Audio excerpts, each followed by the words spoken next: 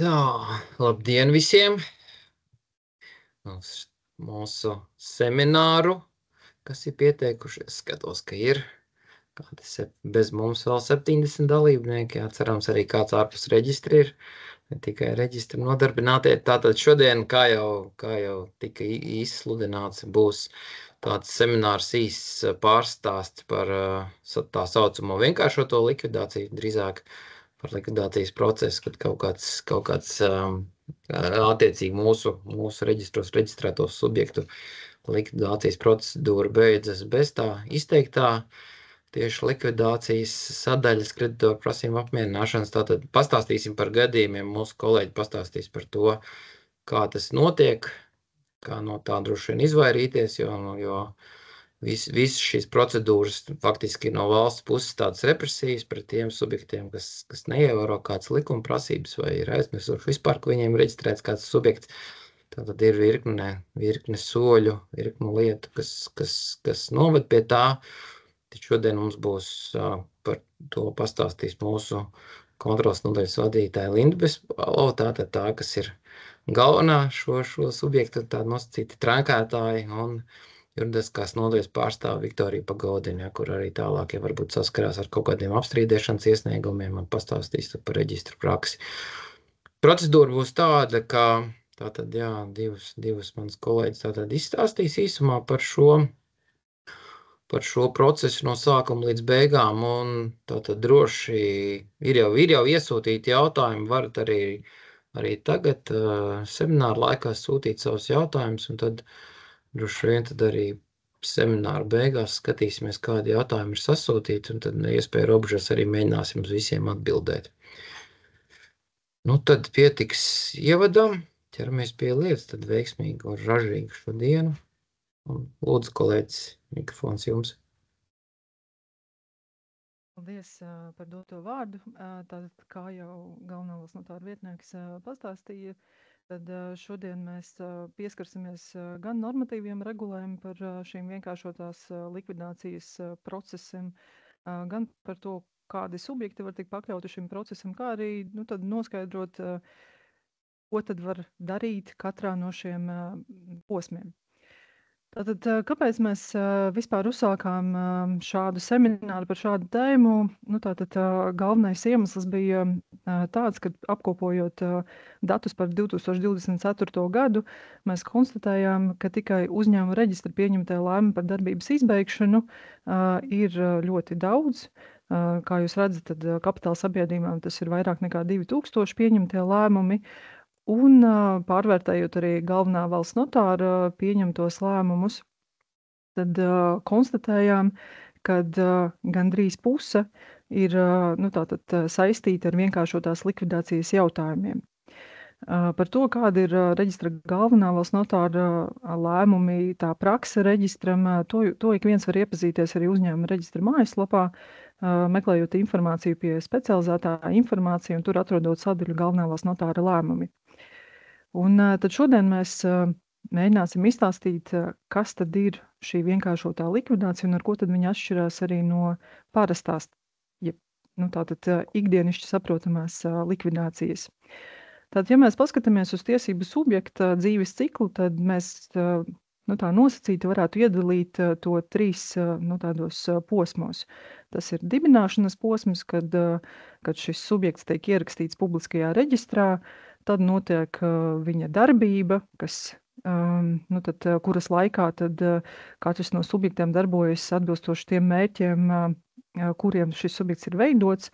Ja tā ir biedrība, tā tad biedru interesēs, ja tā ir kāds komersants, tad skaidrs saimnieciskās darbības veikšanai komercdarbību.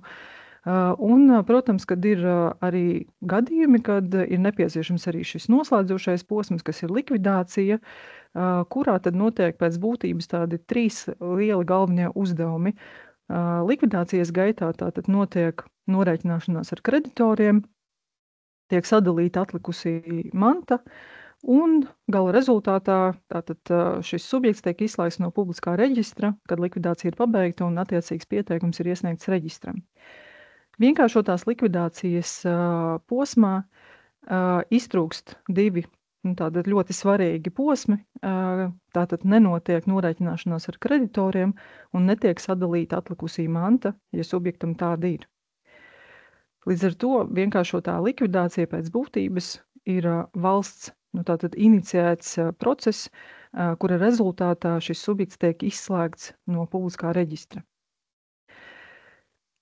Kuri subjekti tad ir pakļauti šai vienkāršotajai likvidācijai? Tātad pēc būtības tie ir vairāki, kā jūs redzat, tie ir gan SIA, gan akciju sabiedrības, gan biedrības un nodibinājumu un arotbiedrības, kā arī kooperatīvās sabiedrības. Attiecībā uz biedrībām, nodibinājumiem un arotbiedrībām ir jāsaka, ka regulējums stājās spēkā tikai pagājušā gada 1. jūlijā, un šie termiņi, kas ir paredzēti šajā vienkāršotās likvidācijas procesā šiem tiesību subjektiem, ir garāki nekā citiem. Līdz ar to šobrīd neviena biedrība, nodibinājums vai arotbiedrība vēl nav tajā posmā, kad vienkāršotās likvidācijas procesā šie subjekti būtu izslēgti. Šobrīd mēs tuvojamies tam posmam, kad tiek pieņemti jau pirmie lēmumi par šo subjektu darbības izbeigšanu. Ja mēs mēģinam šo vienkāršoto likvidāciju parādīt tādā schēmā, tad mēs varētu norādīt, tātad aptuveni šādi tas izskatās, kad subjekts tiek dibināts, viņš kādu noteiktu laiku arī darbojas, un iestājas kaut kādi likumos noteiktie gadījumi, kad ir pamats uzsākt, tātad inicēt vienkāršotās likvidācijas procesu, un tātad vienkāršoto likvidāciju var uzsākt valsts ieņēmuma dienests vai uzņēmuma reģistrs. Likumā ir noteikti, tātad šie gadījumi, kad ir pamats šo vienkāršotās likvidācijas jautājumu tā kā izskatīt un nosūtīt brīdinājumu tiesību subjektam.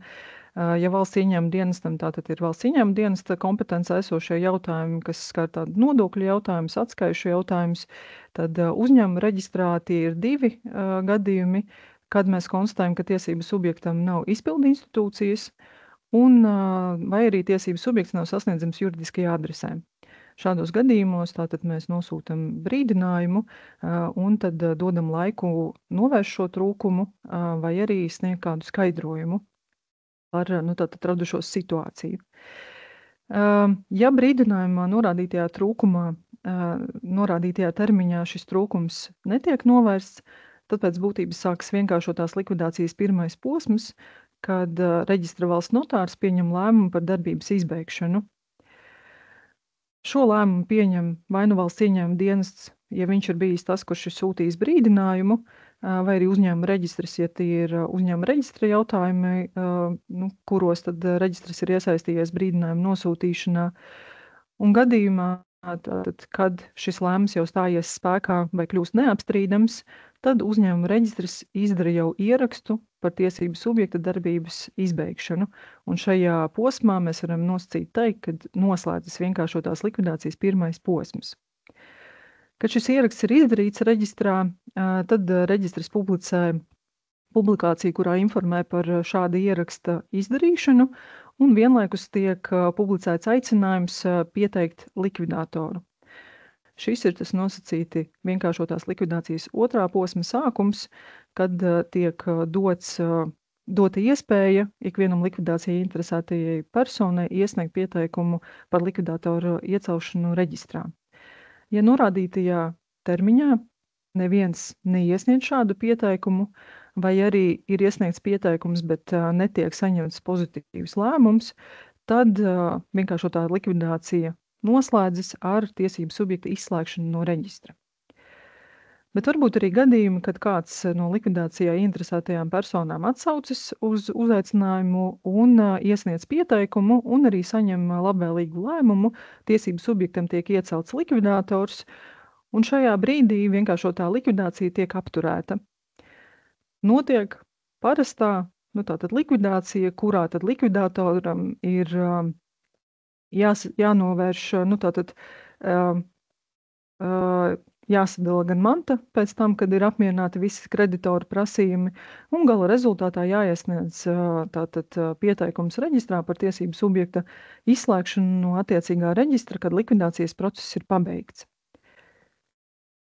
Nu tad tālāk mēs par katru no šiem posmiem, kāds ir tas process, kādas ir iespējamās darbības katrā no šiem posmiem, un tad došu vārdu savai kolēģei Lindei.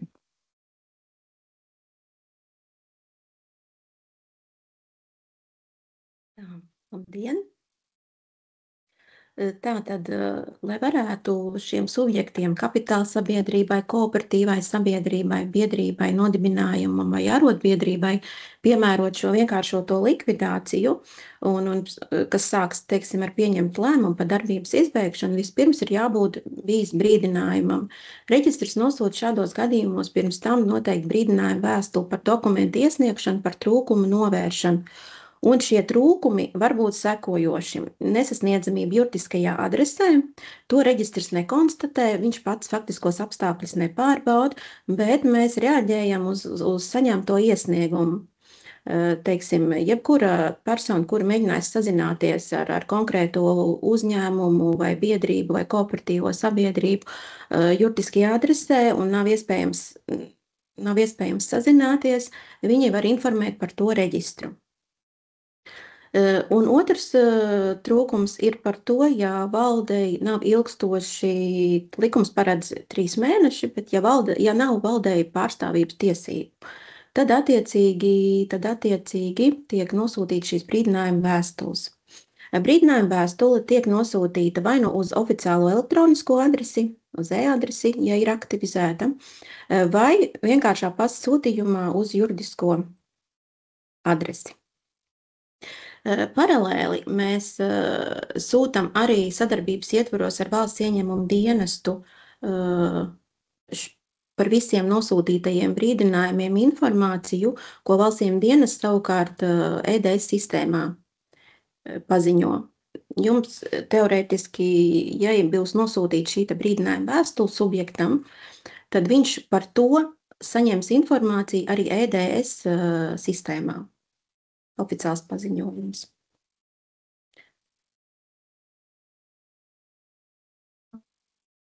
Tālāk, varbūt, Viktorija, tu man var arī slaids neiet. Tālāk tad. Tātad rīcība brīdinājuma nosūtīšanā, ja valdes pārstāvības tiesību neesamības gadījumā. Tātad, ja tā ir kapitāla sabiedrība, tad likums paredz termiņu ilgāk par 3 mēnešiem nav šīs pārstāvību tiesības. Ja tā ir kooperatīvā sabiedrība, tad līdzīgi arī likums paredz 3 mēnešus, ja nav pārstāvību tiesību valdei. Savukārt, ja tā ir biedrība, nodibinājums vai arotbiedrība, tad ilgāk par 2 gadiem, ja nav pārstāvības tiesību. Tad mēs nosūtam brīdinājumu vēstulīti. Lūdzu, nākošo. Tātad līdzīgi arī pēc analoģijas, ja šiem tiesību subjektiem gan kapitāla sabiedrībai, gan kooperatīvai sabiedrībai, gan biedrībai, nodibinājumam vai arotbiedrībai ir uzsākts likvidācijas process pēc paša iniciatīvas, vai tas ir dalībnieku akcionāru lēmums, vai tas ir biedru sapulces lēmums, un ilgstu, un arī ir bijis kāds, teiksim, problēma, kāpēc tur vairs nav likvidators, un tas likvidators ieceltais ilgāk kā 3 mēneši arī nav, tā kā kapitāla sabiedrībai vai kooperatīvai sabiedrībai, un ilgāk par 2 gadiem biedrībai, nodibinājumam vai arotbiedrībai, tad mēs līdzīgi pēc analoģijas varam arī piemērot šo likuma normu, kas paredz reģistra rīcību gadījumā, ja nav šis likumiskais pārstāvs līdzīgi kā par valdes pārstāvju tiesību neesamību. Tad šeit mēs varam redzēt statistikas datus par nosūtītajiem brīdinājumiem 24. gadā, 2024. Tātad par nesasniedzamību ir bijuši 1242 brīdinājumi, jā, bet par valdes likumiskā pārstāvju tiesību neesamību mēs redzam, ka ir 1690. Protams, šis cipars attiecībā par valdes pārstāvju tiesību neesamību ir liels, salīdzinoši ar to, kad 1. jūlijā pagājušo gadu stājās spēkā grozījuma biedrību nodibinājuma likumā, kas paredzēja arī šo reģistra rīcību, jo mēs skatījāmies tādiem tiesību subjektiem, kuriem jau pirms šī likuma regulējuma nav bijuši šī te pārstāvības tiesības, kas jau, teiksim, jau ir ilgāk kā 2 gadiem, nav biedrības vai nodibinājumi stāvējuši tukši bez pārstāvtiesīgās personas. Tātad termiņu trūkumu novēršanai likumdevējs viņus ir paredzējis dažādajās pozīcijās, teiksim, par pārstāvju tiesību neesamību kapitāla sabiedrībai, kas ir SIA un AS, ir jānovērš norādītais trūkums 3 mēnešu laikā, tad kooperatīvai sabiedrībai arī ir 3 mēneši, savukārt biedrībai nodibinājumai vai arotbiedrībām ir jānovērš norādītais trūkums brīdinājuma vēstulītē 6 mēnešu laikā pēc saņemšanas paziņošanas. Savukārt par nesasniedzamību adresē kapitāla sabiedrībai, tad CAS likumdevējs paredzējis 2 mēnešus laika, kooperatīvai sabiedrībai 1 mēnesis, savukārt biedrībai, nodibinājumam un arotbiedrībai ir 6 mēnešu laikā pēc rakstveida brīdinājuma saņemšanas paziņošanas. Jā, nu tad ko jums darīt, ja esat saņēmuši brīdinājumu? Pirmām kārtām aicinām, protams, sazināties ar uzņēmumu reģistru. Šeit mēs vairāk skatām tos jautājumus, kur uzņēmuma reģistrs ir sūtījis brīdinājumu, bet noteikti, kad ja arī valsts ieņēmuma dienestā ir kādi jautājumi, kas var rezultēties ar lēmumu par darbības izbeigšanu, noteikti sazinieties arī ar valsts ieņēmuma dienestu. Nākošais, protams, novērsiet šo trūkumu norādītajā termiņā. Tātad brīdinājumā, kurā jums, kurš tiek nosūtīts, ir norādīts konkrēts termiņš, kurā tad jums ir jānorāda šis konkrētais trūkums. Vai nu tas ir izpildu institūcijas valdes neesamība vai likvidātoru neesamība, vai arī neatrašanās juridiskajā adresē. Vienlaikus, tātad, ja gadījumā ir radies kāds pārpratums un mums kāds ir paziņojums, ka jūs neatrodaties juridiskajā adresē, bet jūs faktiski tur esat, tad sniedziet paskaidrojumu, kad jūs esat tur sasniedzami, vai arī sniedziet skaidrojumu, kas ir bijuši par tiem iemesliem, kāpēc iespējams kāds, kurš mums ir informējis, ka jūs tur neatrodaties, šādi ir rakstījuši.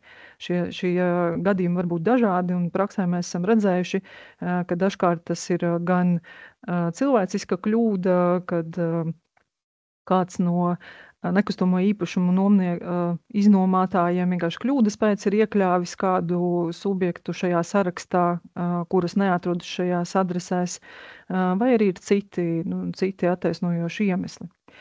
Vienlaikus, pat tad, ja jūs redzat, ka termiņš trūkuma novēršanai jau ir nokavēts, bet jūs vēl neesat saņēmuši nākošo soli vienkāršotajā likvidācijā no uzņēmuma reģistra, nekautrējieties, sazinieties ar uzņēmumu reģistru, konsultējieties un mēģiniet arī pēc iespējas ātrāk novērst šo trūkumu.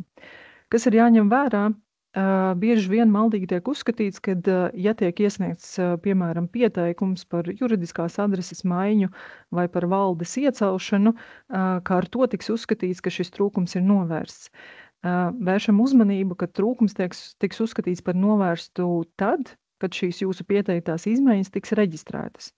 Līdz ar to pievērsiet uzmanību tam, vai tad, kad jūs iesniedzat pieteikumu, jūs arī saņemat lēmumu, kurā tad ir nolemts jūsu pieteiktās izmaiņas arī reģistrēt konkrētajā reģistrā.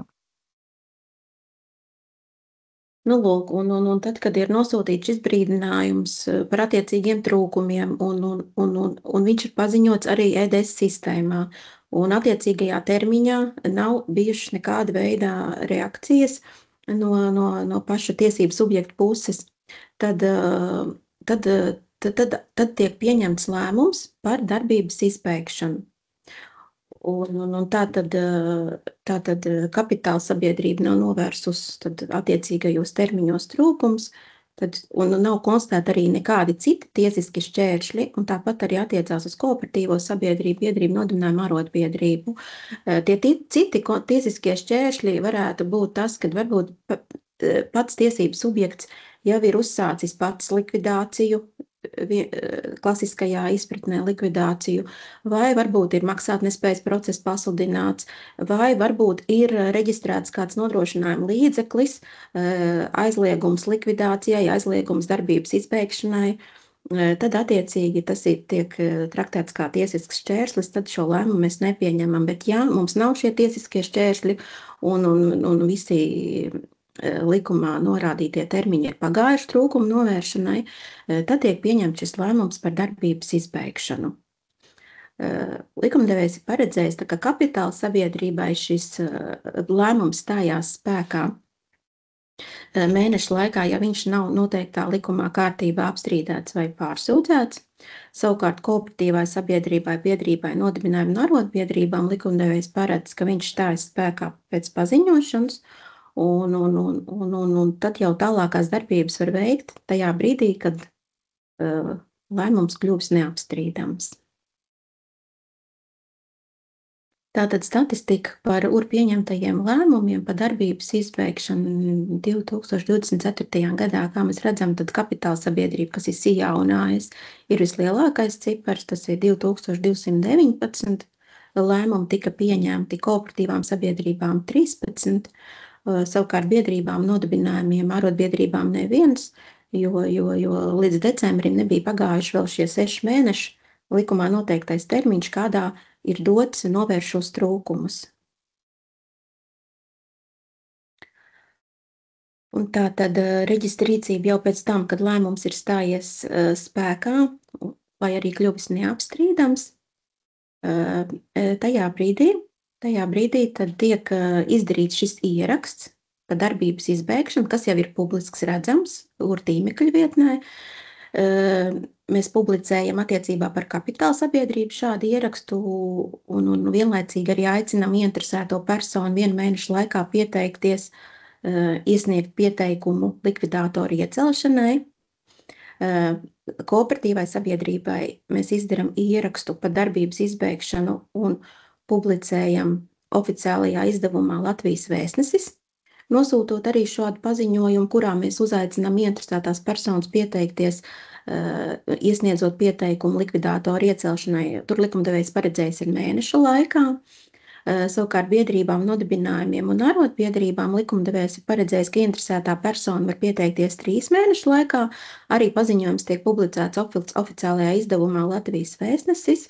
Un arī tajā brīdī arī ir redzams, kad ir šis lēmums bijis par darbības izbeigšanu, viņš tad ir kļuvis neapstrīdams, un par to ir izdarīts ieraksts. Un tas tiek tad attiecīgi kooperatīvām sabiedrībām, biedrībām, nodibinājumiem, arotbiedrībām publicēts Latvijas Vēstnesī. Savukārt par kapitāla sabiedrību šis ieraksts ir redzams uzņēmuma reģistra informācijas tīmekļa vietnē.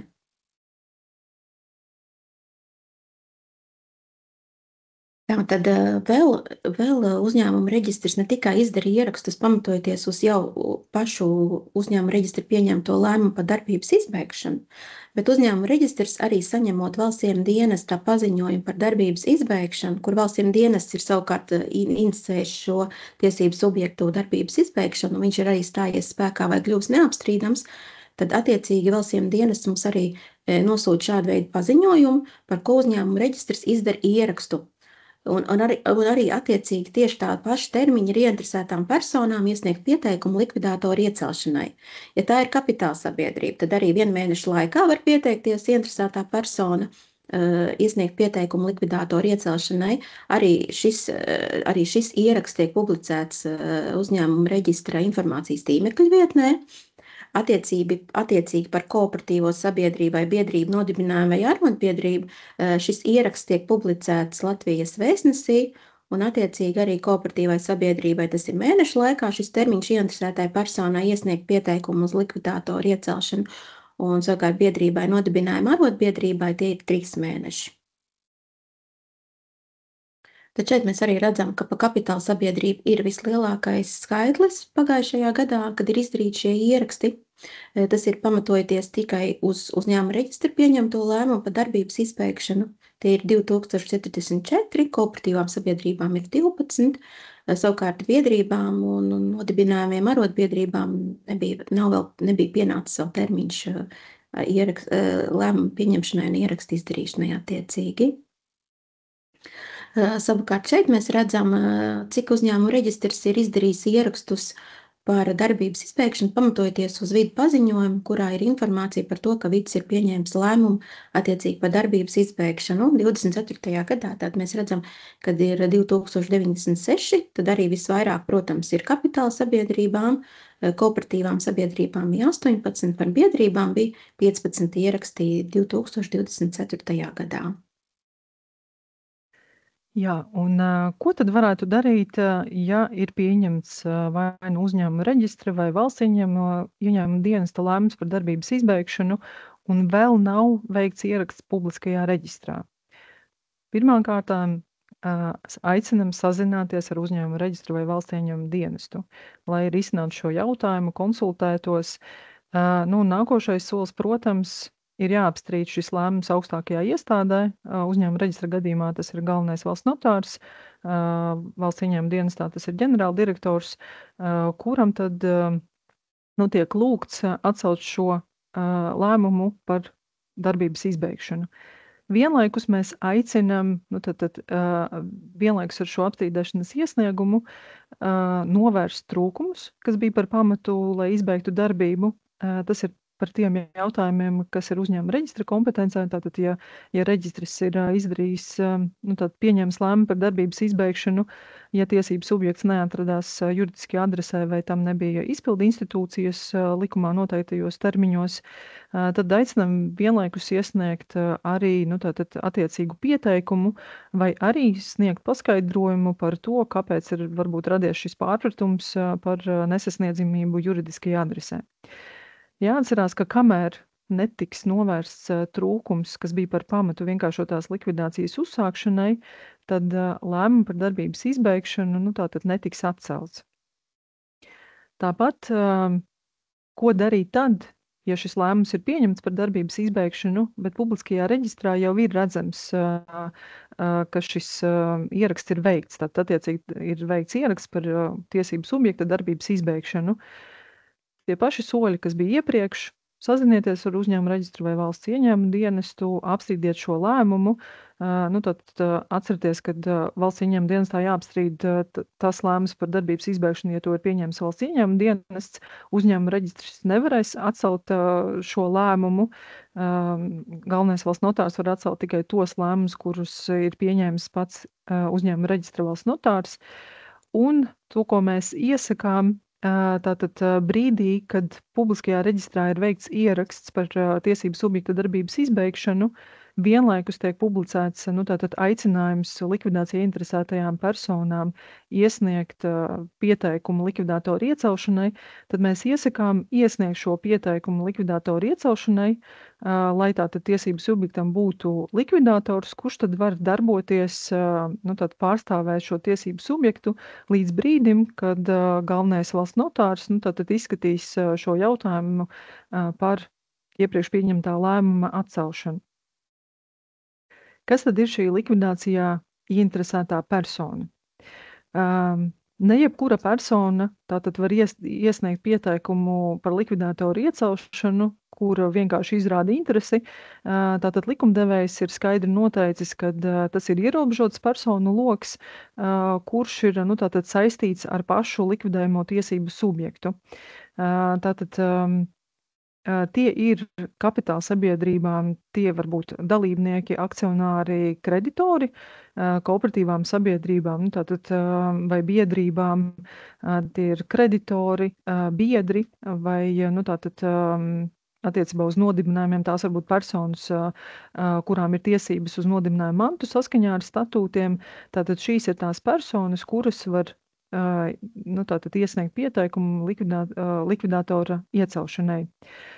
Šo statusu, atbilstību uzņēmuma reģistrs nepārbauda, faktiski nevērtē, vai konkrētā persona ir konkrētā tiesību subjekta kreditors vai nav, bet uzņēmuma reģistram izveidotajās pieteikuma veidlapās ir jāapliecina, ir šis ietvertais apliecinājums, ka šī konkrētā persona, kas piesaka šo likvidātoru, atbilst šim statusam.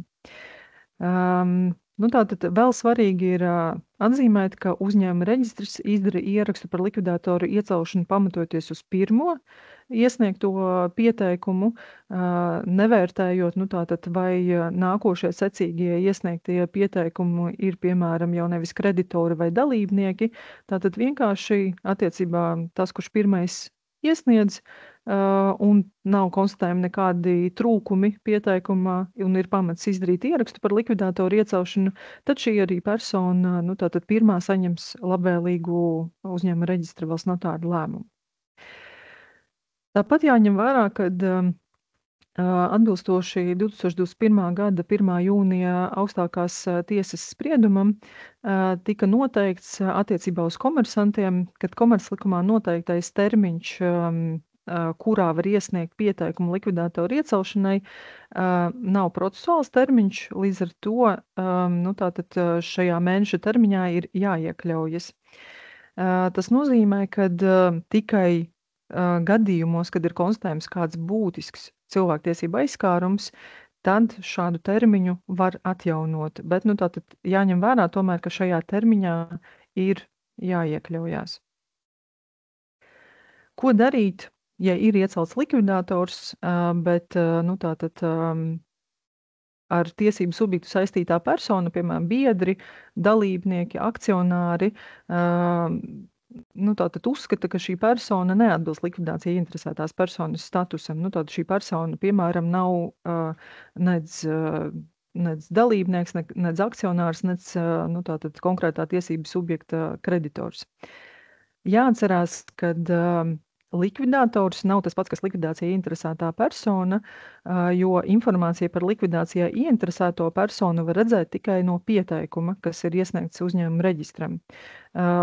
Likvidācijai interesētā persona, protams, var iecelt arī sevi, tad viņa vienlaikus var būt arī likvidātors, bet nevienmēr tā ir. Līdz ar to nevajag paļauties uz to, tātad savilkt šos abus jēdzienus novienādot.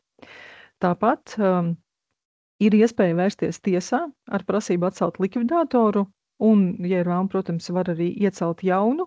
Tātad šīs tiesības ir noteiktas visos šo tiesību subjektu normatīvajos aktos.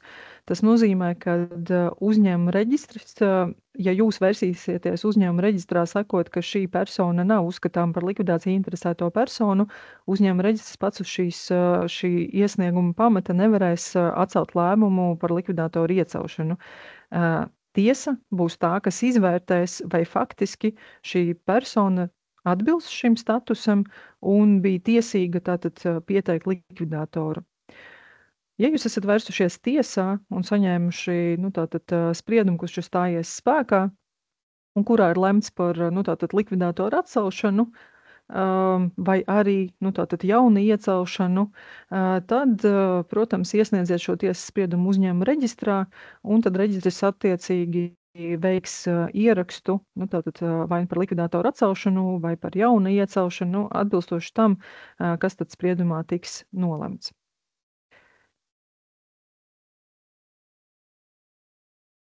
Tātad attiecīgi, ja ir bijis šis ieraksts izdarīts par darbības izbeigšanu, kas ir bijis publisks gan tīmekļa vietnē vai attiecīgi Latvijas vēstnesī par kooperatīvo sabiedrību, biedrību nodibinājumu vai arotbiedrību, un neviens noteiktajā termiņā nav iesniedzis šo pieteikumu, neviena interesētā persona nav iesniegusi pieteikumu likvidātoru iecelšanai, un attiecīgi nav arī pasludināts maksātnespējas process, tad uzņēmuma reģistrs pieņem lēmumu par kapitāla sabiedrības vai par kooperatīvās sabiedrības vai attiecīgi par biedrību nodibinājumu vai arotbiedrības izslēgšanu no attiecīgā reģistra. Un šis tiesības subjekts beidz pastāvēt kā tiesības subjekts. Šeit mēs redzam statistikas datus par izslēgtajiem tiesības subjektiem no attiecīgā reģistra 2024. gadā. Vienkāršotās likvidācijas kārtībā kapitāla sabiedrības, kas ir sabiedrība ar ieroču atbildību un akciju sabiedrība, kopumā tika izslēgtas 5171, savukārt attiecīgi kooperatīvā sabiedrība tika izslēgta 21. Biedrību nodibinājumu arotbiedrībām attiecīgi nebija vēl iestājušies likumā noteiktie termiņi. Par to jau varēsim spriest nākamajā gadā, tas ir šogad, kādi būs šie rezultāti saistībā ar vienkāršoto likvidāciju, kas attiecās biedrībām, nodibinājumiem un arotbiedrībām. Tā svarīgi ir atzīmēt arī tajā brīdī, kad šis tiesību subjekts, kas ir kapitāla sabiedrība un kooperatīvā sabiedrība un biedrības, tiek izslēgtas vienkāršotās likvidācijas kārtībā, tad manta, kas ir palikusi pēc izslēgšanas, ir piekritīga valstī. Jā, tātad, kas būtu jāņem vērā, ja jau ir pieņemts lēmums par subjektu izslēgšanu no reģistra un subjekts jau ir izslēgts attiecīgi, jāņem vērā, kad it īpaši brīžos, kad tiek skatīta reģistra prakse uzņēmuma reģistra mājaslapā, lasot galvenā valsts notāra lēmumus, tad jāņem vērā, kad pēc 2021. gada 1. jūnija sanāta sprieduma reģistrs savu praksi mainīja, un proti, ja subjekts jau ir izslēgts no reģistra, tad vairs netiek atcelta valsts notāra lēmumi par subjektu izslēgšanu no reģistra, vai arī dažkārt arī lēmumi par darbības izbeigšanu, tādējādi atjaunojot šo tiesību subjektu reģistrā. Un, tātad vienlaikus jāņem vērā, kad šādi gadījumi var iestāties, ja izpildās sanāca spriedumos norādītie apstākļi par būtisku cilvēktiesību aizskārumu, proti tikai ļoti retos gadījumos var būt atkāpe no tā, kad tiesības subjekts, kurš jau ir izslēgts, var tikt atgriezt atpakaļ uzņēmuma vestajos reģistros. Šobrīd praksē reģistrs vēl nav, pēc 2021. gada 1. jūnija šādus subjektus, kuri vienkāršotās likvidācijas procesa gaitā ir izslēgti, nav atgriezuši reģistros. Tāpat šeit ir divas senāta tēzes no šī paša sprieduma, kurā senāts ir norādījis, ka Latvijā likumdevējs nav izšķīries par iespēju iepriekš izslēgtu subjektu atjaunot reģistrā. Līdz ar to rodas daudz un dažādi jautājumi, kas būtu likumdevējiem jānoregulē. Un, tad, ņemot vērā, ka senāts norādīja, ka reģistra prakse neatbilst likumdevēja gribai, tādējādi ir uzskatām par pretiesisku, tad reģistram nācās savu praksi mainīt. Ko tad praktiski darīt, ja ir pieņemts lēmums par subjektu izslēgšanu no reģistra un subjekts jau ir izslēgts? Tad vienīgais, ko mēs varam norādīt, protams, ka ik viens var izmantot savas tiesības, kas ir noteikts administratīvā procesa likumā. Pirmām kārtām ir iespēja apstrīdēt šos uzņēmuma reģistra valsts notāra lēmumus galvenajam valsts notāram un attiecīgi vēlāk, ja nepiekrīt galvenajam valsts notāra lēmumam, vērsties arī administratīvajā rajona tiesā, kur tad tiesa vērtēs, vai ir iestājušies kādi apstākļi, uzņēmuma reģistra galvenā valsts notāra lēmuma atcelšanai, vai arī vai šie pieņemtie lēmumi ir bijuši tiesiski. Vienlaikus no prakses mēs redzam, ka var būt dažādi prasījumi. Ir pieteicēji, kuri vēlas atjaunot tiesību subjekta darbību, kurš ir izslēgts vienkāršotās likvidācijas gaitā, un tādā gadījumā tad tiesā tiek prasīts atcelt visu, ne tikai pēdējo uzņēmuma reģistra valsts notāra lēmumu par izslēgšanu, bet tā skaitā arī par darbības izbeigšanu, vai arī dažkārt pieteicēji izvēlas prasīt tikai pēdējā lēmuma atcelšanu un ļaut iesniegt pieteikumu likvidātoru iecelšanai, lai šim tiesību subjektam veiktu tā dēvēto klasisko likvidāciju, kuras tad rezultātā notiks norēķināšanās ar kreditoriem, tiks sadalīta pāri palikusī manta un gala rezultātā tiks iesniegts pieteikums tiesību subjekta izslēgšanai no uzņēmuma reģistra. Mūsu ieteikumi, kā izvairīties no vienkāršotās likvidācijas, kuri var noteikti noderēt. Pirmām kārtām aicinam izveidot elektronisko adresi, lai arī atbilstoši oficiālās elektroniskās adreses likumam ir uzlikts par pienākumu visiem reģistra vestajos reģistros reģistrētajiem tiesību subjektiem obligāti izmantot e-adresi. Tomēr no prakses mēs redzam, ka liela daļa, tā skaitā tie subjekti, kas tiek pakļauti šai vienkāršotajai likvidācijai, viņiem nav izveidot šī e-adrese. Līdz ar to aicinām pārbaudīt, vai jums ir izveidota e-adrese. Nākošais ieteikums, protams, reaģējiet uz brīdinājumiem, sazinieties ar uzņēmumu reģistru vai valsts ieņēmumu dienestu informācijas sniegšanai, konsultācijas saņemšanai, tā skaitā, lai noskaidrotu, kādi būtu jūsu sekojošie soļi. Jums noteikti visu izstāstīs, paskaidros, kas tad konkrētajā brīdī, kādas būtu jūsu iespējas, ko jūs varētu darīt.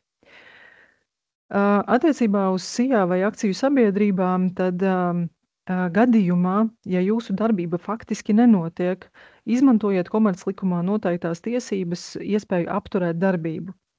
Attiecīgi jāiesniedz attiecīgs pieteikums uzņēmuma reģistrā, uzņēmuma reģistrs veiks attiecīgu ierakstu, un šādos gadījumos, šī darbība tiks apturēta uz 3 gadiem, ja lēmumā nav noteikts cits termiņš.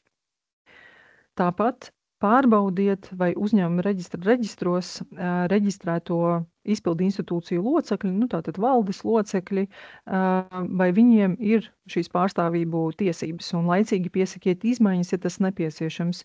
Bieži vien mēs esam konstatējuši, kad piemēram, biedrībām, ir statūtos noteikts, kad valdes locekļi tiek ievēlēti uz noteiktu termiņu. Šis termiņš jau ir beidzies, bet biedrība nepiesaka ilgstoši jaunu valdes locekļu iecelšanu. Dažkārt pasakot, kad biedru sapulce ir lēmusi par to pašu valdes locekļu iecelšanu. Diemžēl šajā gadījumā nepietiek ar to, kad to zina biedrības biedri, ir nepieciešams, lai tas būtu arī publiski redzams. Tāpat pārliecināties, ka jūs publiskajā reģistrā ir reģistrēta tā juridiskā adrese, kurā jūs, šis tiesības subjekts ir sasniedzams. Ja tā ir mainījusies, noteikti piesakiet juridiskās adreses maiņu. Savukārt gadījumā, ja jūs esat kreditori, biedri, dalībnieki vai akcionāri, iesakam izmantot iespēju pieteikties uzņēmuma reģistra pakalpojumam reģistrēto un pieteikto izmaiņu ziņotājs, ko var pieteikt reģistra tīmekļa vietnē, jeb tā dēvētajā info portālā, kas ir info.ur.gov.lv. Atveriet konkrēto tiesību subjektu, autorizējieties mājaslapā, un tad pie konkrētā tiesību subjekta, kuram jūs vēlaties sekot, piemēram, jūsu parādniekam, jūs varat izmantot podziņu monitorēt, un tad uz noteiktu laiku jums nāks uz jūsu norādīto e-pasta adresi visi paziņojumi, ja šim subjektam ir pieteiktas kādas izmaiņas vai jau ir reģistrētas kādas izmaiņas. Vienkāršotās likvidācijas gadījumā brīdī, kad publiskajā reģistrā tiks izdarīts ieraksts par darbības izbeigšanu, un vienlaikus tiks publicēts arī uzaicinājums pieteikt likvidātoru, tad šajā brīdī tie, kas būs pieteikušies šim paziņojumam, monitorē tad uz e-pastu saņems, kad ir tātad jau publiskajā reģistrā reģistrēts ieraksts, un jūs varēsiet tātad tīmekļa vietnē aplūkot un arī paskatīties, kas tad tieši ir reģistrēts, un attiecīgi, ja ir nepieciešams, iesniegt arī pieteikumu likvidātoru iecelšanai. Detalizētāk par šo pakalpojumu jūs varat iegūt arī uzņēmuma reģistra mājaslapā, kur saitē saņem informāciju, bezmaksas pakalpojumu, un tad tur būs arī šis pakalpojums reģistrēto un pieteikto izmaiņu ziņotājs. Tagad mēs aplūkosim jautājumus, kas mums tika iesniegti pirms šī semināra, un tad ar kolēģi mēģināsim vispirms šos jautājumus izrunāt. Tātad mums tika uzdots, kad būs kāds risinājums, lai vienkāršoto likvidāciju varētu pielietot gadījumos, kad SIA, bet tātad jebkurš tiesības subjekts ir uzsācis likvidāciju ar dalībnieka lēmumu, proti subjekts pats ir inicijējis savu likvidācijas procesu, taču ilgstoši to nenoslēdz. Atbildot uz šo jautājumu ir jānorāda, ka normatīvajos aktos nav noteikts termiņš, kurā ir jānoslēdz likvidācija.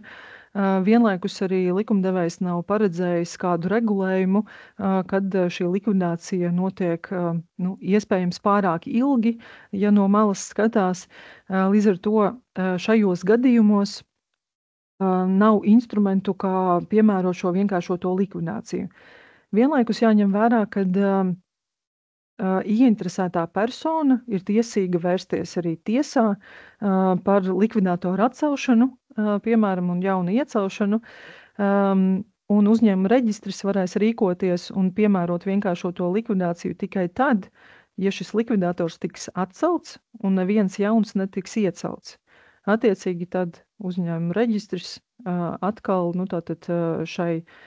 šim brīdim piemēros vienkāršoto likvidāciju. Kas notiek ar kreditoru parādu likvidācijas brīdī, ja kreditors uz to nepiesakās, vai tas vienkārši tiek norakstīts kā ieņēmums? Šis gan nav uzņēmuma reģistra kompetence esošs jautājums, tas ir vairāk aicinājums sazināties ar valsts ieņēmumu dienestu vai vērsties pie attiecīgās nozares speciālista, bet tad jāņem vērā, kā jau kolēģi Linda minēja, brīdī, kad tiesības subjekts tiek izslēgts no uzņēmuma reģistra, viņš pārstāja savu eksistenci, tad attiecīgi tiek uzskatīts, ka šis tiesības subjekts vairs nepastāv. Tad bija jautājums par to, kādi pārskati vienkāršotās likvidācijas procesā jāiesniedz valsts ieņēmuma dienestam un vai vienkāršotajai likvidācijai likvidātors ir nepieciešams.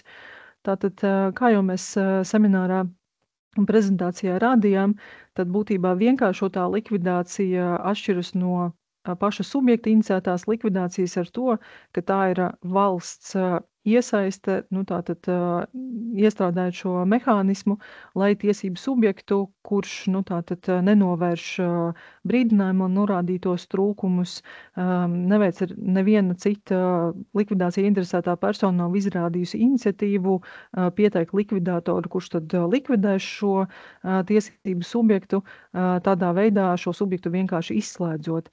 Līdz ar to šajā brīdī vienkāršotās likvidācijas procesā likvidātors netiek no valsts iecelts, šis subjekts vienkārši tiek izslēgts no attiecīgā reģistra, un līdz ar to arī nekādi pārskati valsts ieņēmuma dienestā netiek iesniegti, jo nav šo amatpersonu, kuras tad varētu šos pārskatus sniegt. Un tad kolēģi Linda paturpinās. Uz jautājumu, kur var redzēt, ka uzsākts vienkāršotā likvidācija, teiksim tās, vienkāršotā likvidācija, tad sākumā ir brīdinājums, ko redz un nosūta tikai pašam tiesību subjektam, tad ir šis lēmums par darbības izbeigšanu, kuru arī nosūta tikai pašam tiesību subjektam, un tad, ja viņš nav apstrīdēts vai pārsūdzēts, vai arī kļuvis neapstrīdams, un viņš ir stājies spēkā, tad tiek izdarīts ieraksts, un tikai ar to ieraksta brīdi, teiksim tā, ar otro posmu, attiecīgi, tad, ja veicot šo vienkāršoto likvidāciju ar ieraksta brīdi, tad ir redzams, kad ir bijis šis lēmums par darbības izbeigšanu, un ir šis lēmums, par šo lēmumu ir izdarīts ieraksts, un tad attiecīgi, ja tā ir kapitāla sabiedrība, tad varam redzēt attiecīgi tīmekļa vietnē, informācijas tīmekļa vietnē, šo mēs redzēsim pie paziņojumiem kreditoriem, vai attiecīgi pie konkrētā subjekta informācijas portālā. Vai attiecīgi, ja tā ir kooperatīvā sabiedrība, biedrība nodibinājums vai arotbiedrība, tad vienīgi oficiālajā izdevumā Latvijas Vēstnesis, kur mēs nopublicējam šo paziņojumu par to, kad ir izdarīts ieraksts par darbības izbeigšanu un tiek uzaicināti vienlaikus šīs interesētās personas iesniegt pieteikumu uz likvidātoru. Tikai, teiksim, tā ir otrajā posmā, var redzēt publiski visiem pieejama informācija, ka ir uzsākts šis vienkāršotais likvidācijas process jau ar ierakstu izdarīšanu par darbības izbeigšanu. Bet šeit es vēl gribētu pateikt tajā brīdī, kas ir svarīgi, tajā brīdī, kad tiek izdarīts šis ieraksts par darbības izbeigšanu, un ja ir bijusi aktuāla izpildu institūcija valde vai attiecīgi padomi ir bijusi, tad šīs personas tiek atbrīvotas. Un attiecīgi, ja nav šo personu, un ja ir tiešām varbūt kādā brīdī ir palaists garām brīdinājums vai lēmums par darbības izbeigšanu, tad tajā brīdī, kad jau mēs izdarām ierakstu un līdz tam brīdim nav neviens sazinājies ar reģistru, ne pēc lēmuma, un tad attiecīgi, ja būs nepieciešams iesniegt kāds atskaits valsts dienestā vai attiecīgi bankās vai algas pārskaitīt vai ko tam līdzīgi, tad attiecīgi šīs personas nav, jo līdz ar ierakstu mēs arī atbrīvojam visas amatpersonas, kas ir pie personām. Tā ir valde vai arī padome. Un sanāk, tad ir tikai šis ieraksts un ir uz šis uzaicinājums tad ieinteresētām personām. Un tad jau attiecīgi, ja ir šī interesētā persona, tad vienīgais, kas var būt, tad attiecīgi iesniedz pieteikumu tālāk jau par likvidātoru iecelšanu. Bet ja neviens arī tad nepiesakās un ir šis ieraksts publiskais bijis, tad reģistrs pieņem lēmumu izslēgt, ja nav kādi citi tiesiskie šķēršļi konstatēti, kā es iepriekš vairs minēju, vai tie ir aizliegumi no kādā, teiksim, tiesa izpildītāja, vai tas pats valsts dienesta aizliegums varētu būt izslēgšanai, vai teiksim, ir maksātnespējas process pasludināts, tad šī vienkāršotā likvidācija netiek piemērot tālāk. Jā, tātad praktiski, kā var tātad pārbaudīt attiecībā uz subjektiem, kas ir uzņēmuma reģistra info portālā redzami, tad ir divi veidi, kā jūs varat redzēt. Tā. Bet šeit tikai jūs redzēsiet tīri par kapitāla sabiedrību, tā ir SIA vai akciju sabiedrība.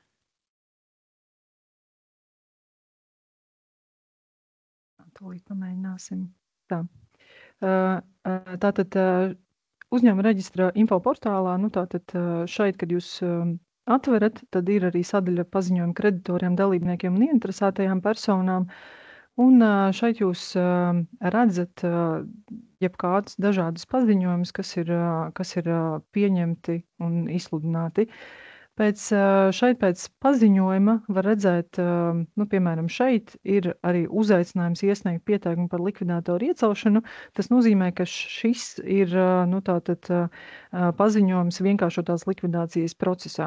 Tātad jūs varat šādi atrast informāciju par vienkāršoto likvidāciju, kuram subjektam, piemēram, jūs interesē jūsu parādnieki, kā arī jūs varat arī meklēt konkrētajā subjekta kartiņā, piemēram, meklējot konkrēto tiesību subjektu, jūs atverat informāciju par šo subjektu, un pie pamata informācijas jūs redzēsiet jau parādās pirmais, ja šeit ir viens tāds aktuāls iekrāsojas, tas nozīmē, ka šeit jau ir izdarīts ieraksts par darbības izbeigšanu vienkāršotās likvidācijas procesā. Jūs redzēsiet, ka ir uzaicinājums iesniegt pieteikumu likvidātora iecelšanai. Varēsiet atvērt arī publikāciju, kurā jūs redzēsiet termiņu, līdz kuram tad ir jāiesniedz reģistrā. Un vēl viena ailīte, kas parādīsies, būs likvidācijas process. Darbības izbeigšana, un šeit būs pamatojums vai nu valsts ieņēmuma dienesta pieņemtais lēmums vai Latvijas Republikas uzņēmuma reģistra pieņemtais lēmums. Kā jau kolēģi minēja, tad paziņojuma sadaļā uzņēmuma reģistra info portālā jūs redzēsiet informāciju tikai par kapitāla sabiedrībām, jo paziņojumi par kooperatīvajām sabiedrībām, biedrībām, nodibinājumiem, arotbiedrībām tiek publicēti Latvijas vēstnesī, bet konkrētā subjekta kartiņā jūs tāpat redzēsiet tātad ierakstus pie likvidācijas procesa, kur tad būs redzams, kāds tad ir ieraksts ir izdarīts un šis pamatojums. Tas tad no mūsu puses būtu viss no prezentācijas. Un tad palūkosim, ko tad jūs esat norādījuši semināra laikā, kādus jautājumus. Varbūt es vēl mazu piebildīt gribēju pateikt attiecībā par mantojumu lietām, ja gadījumā ir tādas kapitāla sabiedrības, kurās ir viens dalībnieks un ir arī bijis viens valdes loceklis kā fiziska persona. Tad attiecīgi reģistrs nosūta brīdinājumu, ja tā ir par valdes pārstāvju tiesību neesamību, bet mēs gaidām gadu mantojuma lietās attiecīgi un izbeidzam darbību tikai, teiksim, pēc gada, pieņemam šo lēmumu, ja neviens nav pie mums vērsies un attiecīgi informēs, ka viņam iet šis mantojums, vai varbūt ir apstrīdēts tiesā vai kas tam līdzīgi, tad attiecīgi mēs, kamēr norīt šis mantojums, tikmēr mēs to vienkāršoto likvidāciju nepiemērojam. Tā kā visiem arī tāds aicinājums, ja ir mantojuma lieta, un jūs zinat par to, un ir uzņēmums, un uz uzņēmumu iespējams ir arī kāda manta reģistrēta, tad lūdzu laicīgi sazināties ar uzņēmumu reģistru, lai reģistrs neizslēdz, kamēr jūs neesat nokārtojuši šīs mantojuma lietas sakārtojuši, un nav šī mantojuma apliecība izsniegt. Jo tas ir tikai gadījumos, ja ir viens dalībnieks, kurš ir miris, un arī viņš ir bijis valdē, viņš ir atbrīvots saistībā ar to, ka viņš ir miris. Un jo mēs arī tajos gadījumos papildus brīdinājumu vēstulē norādam ar lūgumu sazināties, ja ir uzsākta mantojuma lieta. Tā, paldies. Tad mēs varam skatīties jautājumus. Jā, tātad jautājums ir, lūdzu vēlreiz, vienkāršotā likvidācija nestrādā, ja ir maksātnespējas process, personas ierosināta likvidācija, tiesu izpildītāja aizliegums, valsts ieņēmuma dienesta, jautājuma zīme. Tātad, ja ir maksātnespējas process pasludināts, jā, vienkāršotā likvidācija netiek piemērota. Ja ir ierosināta likvidācija uz paša tiesību subjekta lēmuma, dalībnieki vai biedri pieņem šo lēmumu likvidēt šo attiecīgo tiesību subjektu, tad kamēr iet šis jau likvidācijas process aktīvs, tikmēr reģistrs neveic vienkāršoto likvidāciju un neizdara vēl vienu ierakstu aktuālu par darbības izbeigšanu. Ja likvidācijas procesā kaut kāda iemesla dēļ nav vairs likvidātors, vai viņam varbūt viņš ir miris, vai viņam varbūt ir bijis kāds liegums ieņemt šo amatu, vai viņš vienkārši ir varbūt iesniedzis pieteikumu lai viņu atbrīvo no šī amata, tad, un ja ilgāk attiecīgi, kā likums nosaka tie termiņi 3 mēneši vai 6 mēneši biedrībām, nodibinājumiem, arotbiedrībām, tad attiecīgi mēs jau tad varam piemērot šo vienkāršoto likvidāciju, pirms tam nosūtot brīdinājumu par to. Un ja ir arī tiesa izpildītāja aizliegums, izpilda aizliegums darbības izbeigšanai vai likvidācijas uzsākšanai vai likvidācijai, tad arī tas ir šobrīd tiesisks šķērslis. Jā, jautājums bija, vai šie statistikas dati ir par nosūtītajiem brīdinājumiem attiec tikai uz biedrībām, nodibinājumiem un arotbiedrībām. Tātad prezentācijas materiālos bija sagrupēts attiecībā uz kapitāla sabiedrībām, cik ir nosūtīti brīdinājumi, cik ir kooperatīviem un cik tad ir biedrībām, nodibinājumiem un arotbiedrībām kopā. Ņemot vērā, kad šiem tiesību subjektiem tātad tiek piemērots viens biedrību nodibinājuma likums. Tad ir jautājums, ko darīt situācijā, kad uzņēmums ir uzsācis likvidāciju, nav to pabeidzis, atrodas manā juridiskajā adresē, kā viņu turienes dabūt ārā. Tad šis ir tas jautājums, kas mums tika iesūtīts arī iepriekš, un mēs sniedzām atbildi par to, ka tad, ja uzņēmums ir uzsācis likvidācijas procesu pēc paša iniciatīvas, tad, un nav to pabeidzis, šobrīd likums neparedz noteiktu termiņu, kurā tad būtu jāpabeidz šis likvidācijas process. Līdz ar to jūs noteikti varat vērsties pie konkrētā likvidātora ar aicinājumu mainīt juridisko adresi, jo likvidātors pilda tās pašas funkcijas, ko pirms tam arī valde. Attiecīgi likvidātors arī ir tiesīgs pieteikt juridiskās adreses maiņu, kurā tad likvidātors nodrošinās šī tiesību subjekta uzņēmuma sasniedzamību. Vienlaikus, ja likvidātors nereaģē, tad, protams, kad ieinteresētā persona, tā skaitā jūs, varat vērsties arī tiesā ar lūgumu atcelt šo likvidātoru, un tad attiecīgi, ja tiesa apmierinās šo prasību, tad var iesniegt reģistrā šo tiesas spriedumu. Reģistrs veiks attiecīgos ierakstus par likvidātoru atcelšanu, ierosinās vienkāršoto likvidāciju, un tad attiecīgi ja neviens nepieteiks jaunu likvidātoru, tad šis tiesību subjekts tiks izslēgts, bet šobrīd citu tādu risinājumu šādiem gadījumiem nav. Tad ir jautājums, vai pati biedrība arī var iniciēt vienkāršoto likvidāciju. Piemēram, biedrība nav aktīva gadiem, bet ir formāli uzturējusi spēkā juridisko pusi, iesniegusi pārskats, ir formāli aktīva valde. Likvidācija līdz šim nav notikusi, jo tas ir šķits pārāk sarežģīti un nesaprotams process. Nē, pati biedrība inicēt vienkāršoto likvidāciju nevar. Pati biedrība var tikai pati uzsākt likvidācijas procesu, ieceļot likvidātoru, bet likumdevējs ir paredzējis 2 gadījumos, kad vienkāršoto likvidāciju var piemērot, un to piemēro uzņēmuma reģistrs vai attiecīgi valsts ieņēmuma dienests. Uzņēmuma reģistrs attiecīgi piemēro, ja neatrodās adresē, un 6 mēnešu laikā ir termiņš trūkumu novēršanai, vai ilgāk par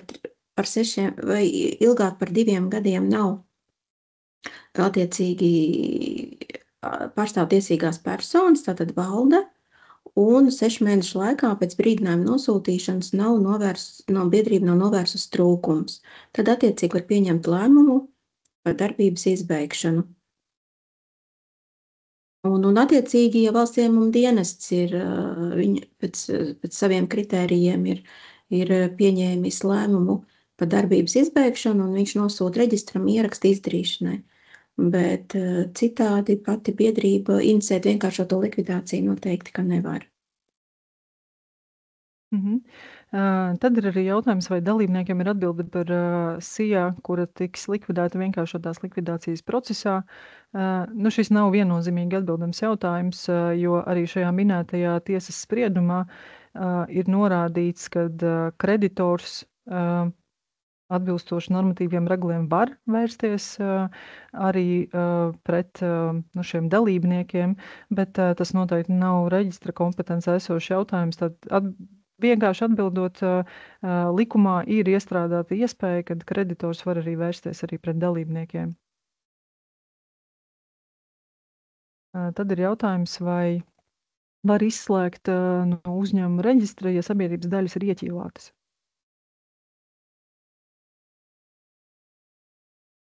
Respektīvi, vai tas būtu uzskatāms par tiesisku šķērsli? Vienkārši likumdevējs ir paredzējis konkrēti 2 lietas. Ja nav interesētā persona iesniegusi pieteikumu uz likvidātoru iecelšanu, vai konkrētam subjektam nav pasludināts maksātnespējas process, vai nav citi tiesiskie šķēršļi, kas varbūt ir tiesas vai zvērnā tiesa izpildītāji vai kāda cita kompetenta iestāžu aizliegums būt izslēgtam. Ja nav šāds aizliegums reģistrēts, aizliegums izslēgt no attiecīgā reģistra, ja nav maksātnespējas process pasludināts un neviens nav pieteicies par likvidātoru, tad tiesības subjekts tiek izslēgts.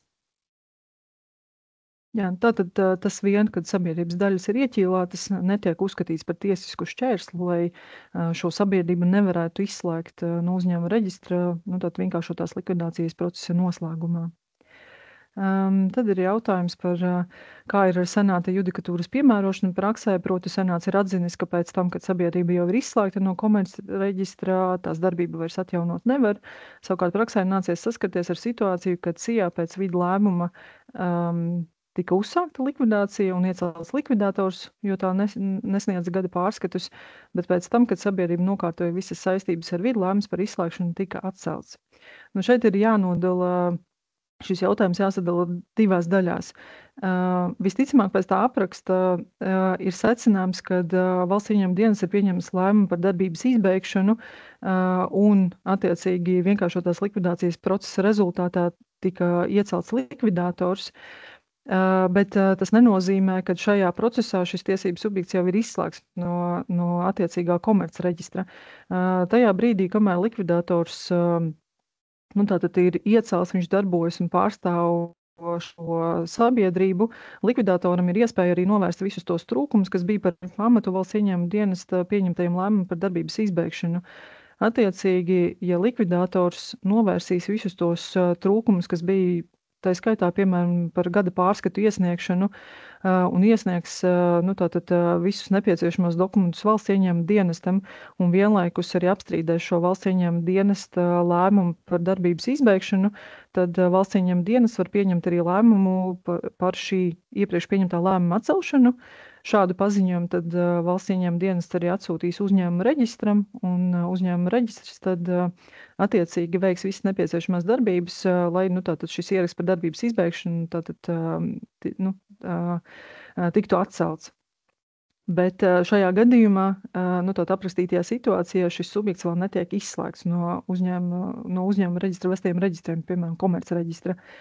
Savukārt par jautājumu par senāta judikatūru, tātad senāts, no vienas puses ir atzinis, ka pēc tam, kad sabiedrība jau ir izslēgta vienkāršotās likvidācijas procesa rezultātā no komercreģistra, tad to nevar vienkārši atjaunot, ja neiestājas būtiski cilvēktiesību, neiestājas būtisks cilvēktiesību aizskārums, tādējādi senāts ir norādījis, ka ir atsevišķi gadījumi, kuriem iestājoties var būt iespējams šo tiesību subjektu arī atjaunot šajā komercreģistrā vai arī jebkurā citā reģistrā. Vai dalībniekam ir atbildība par SIA, kura tiks likvidēta vienkāršotās likvidācijas procesā? Šeit arī komerclikums paredz, ka dalībnieks neatbild par sabiedrības saistībām. Jā, šo es norādīju vienlaikus šajā senāta spriedumā ir norādīts, ka kreditors var, protams, arī izņēmumu gadījumos vērsties arī pret šiem dalībniekiem. Tā, vai varētu lūdzu vēlreiz izskaidrot par to, kas notiek ar saistībām pret kreditoru, ja kreditors nav laikus pieteicies? Tad, mēs semināra laikā arī norādījām, šis bija jautājums, kas tika iesūtīts iepriekš. Tas pēc būtības nav uzņēmuma reģistra kompetencē esošs jautājums, jo reģistrs nevar sniegt skaidrojumus par parādu saistībām, ar grāmatvedību saistītajiem jautājumiem. Līdz ar to aicinām ar šādiem jautājumiem vērsties valsts ieņēmuma dienestā vai arī pie nozares speciālistiem, bet vienlaikus tad ir jāņem vērā, ka tajā brīdī, kad tiesību subjekts tiek izslēgts no uzņēmuma reģistra vestiem reģistriem, vai tas ir komercreģistrs, biedrība nodibinājuma reģistrs, tātad šis subjekts pārstāja eksistēt. Tātad viņa nav. Līdz ar to tas ir jāņem vērā. Bet tātad precīzas atbildes sniegšanai tomēr aicinām vērsties pie šiem nozares speciālistiem. Un tad vēl ir jautājums par šķēršļiem vienkāršotajā likvidācijā. Tātad maksātnespējas procesam jābūt pasludinātam, vai maksātnespējas procesa ierosināšanu nepietiek? Tad vai ar ierosināšanu nepietiek? Pie izslēgšanas mēs skatāmies, vai nav maksātnespējas reģistrā ieraksts par maksātnespējas procesa pasludināšanu. Bet, ja jūs esat vērsušies līdz tam jau tiesā ar pieteikumu ierosināt šo maksātnespējas procesu, droši sazinieties un painformējiet reģistru. Un attiecīgi, manuprāt, tiesā šīs lietas skat diezgan ātros termiņos, ka visticamāk, kad arī drīz būs šī pasludināšana un tad attiecīgi iespēju robežās mēs varam arī pagaidīt šo maksātnespējas procesu pasludināšanu un neizslēgt šo subjektu. Jā, tad ir jautājums, vai ir iespējams atjaunot SIA normālu darbību, tas ir atcelt likvidāciju pēc lēmuma pieņemšanas par likvidācijas uzsākšanu, vai to var rosināt likvidātors vai SIA dalībnieks. Tātad, kā jau seminārā mēs minējām, tātad līdz brīdim, kad tiesību subjekts ir izslēgts, tātad ir tikai pieņemts lēmums par darbības izbeigšanu, noteikti tātad var vērsties pie uzņēmuma reģistra galvenā valsts notāra, ja tas ir uzņēmuma reģistra pieņems lēmums par darbības izbeigšanu vai pie valsts ieņēmuma dienesta ģenerāla direktora, ja tas ir valsts ieņēmuma dienesta pieņemts lēmums par darbības izbeigšanu, lūdzot tātad šo lēmumu atcelt. Noteikti uzņēmuma reģistra gadījumā reģistris aicinās novērst tos trūkumus, kas bija par pamatu vispār šāda lēmuma pieņemšanai, un tātad, ja trūkumi tiek novērsti, tad visticamāk arī galvenais valsts notārs līdzīgos gadījumos vienmēr ir pieņēmis lēmumu par šī valsts notāra lēmuma pieņemšanas atcelšanu. Tātad tas, kas attiecas par darbības izbeigšanu. Un šajā gadījumā pat tad, ja likvidācija interesētā persona jau būs paspējusi iecelt likvidātoru, tad atceļot lēmumu par darbības izbeigšanu, gan likvidātors tiks atcelts, gan arī valde tiks iecelta, gan SIA darbība tiks atjaunota.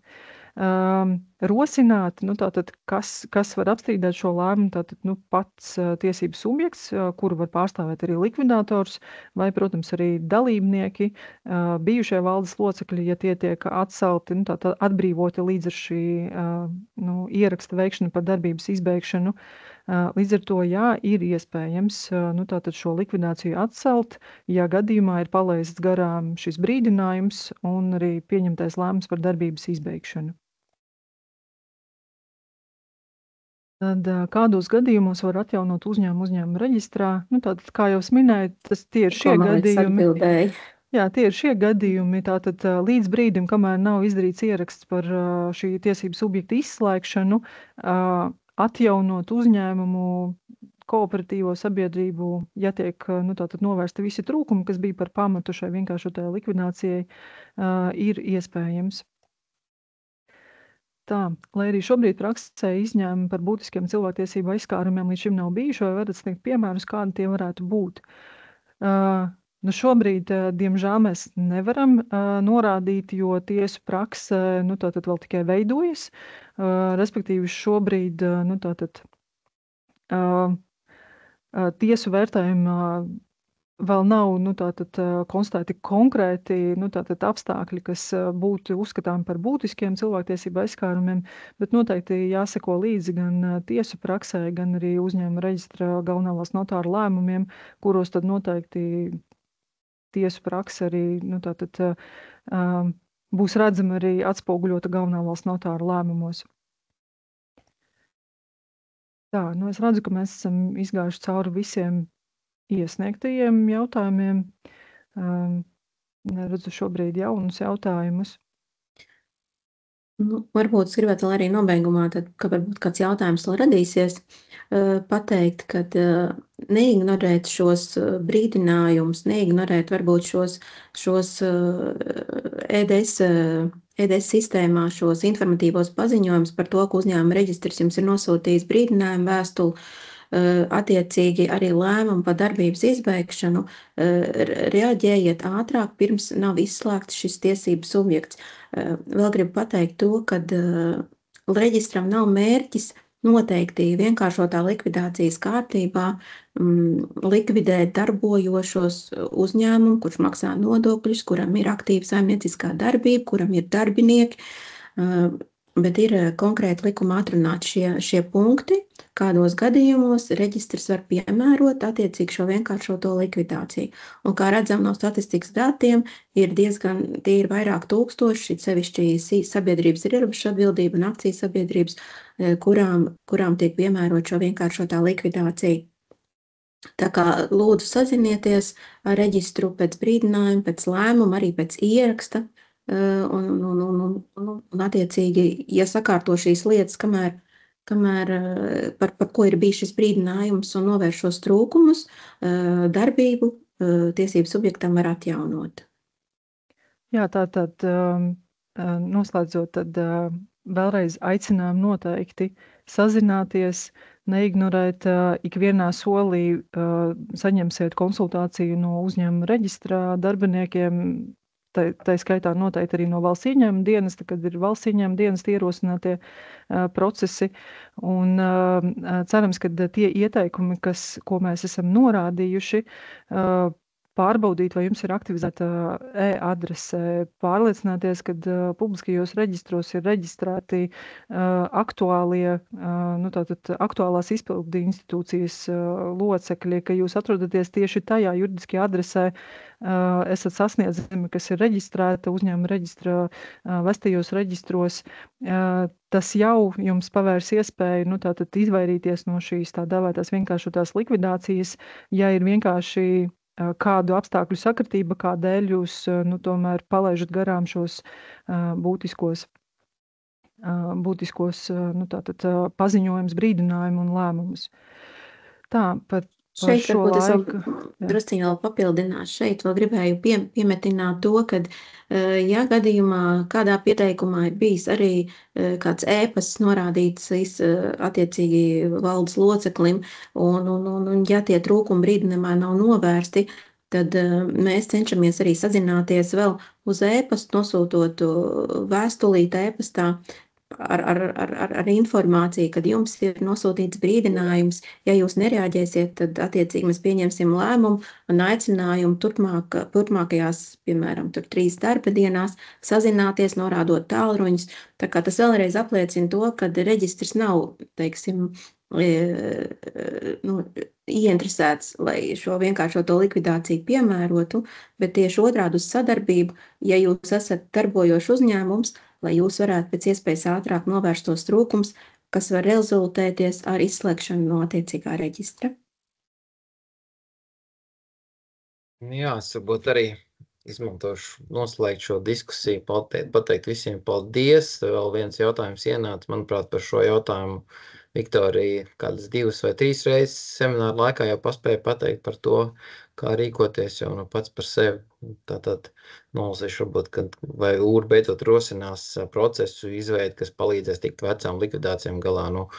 Likvidācijas grūti, droši vien, ka rakstītājs nav izvērsis ilgāk tālāk to savu stāstu, gan jau ir runa atkal par kādu subjektu juridisku adresē, citādi man grūti iedomāties kaut kādu objektīvu iemeslu, kāpēc kāds gribētu vēlēties, lai kāds subjekts tiktu izslēgts un likvidēts. Tad tā ir prasības kārtība, droši vien tiesvedība, un tātad visas iespējas savas aizskartās tiesības aizstāvēt.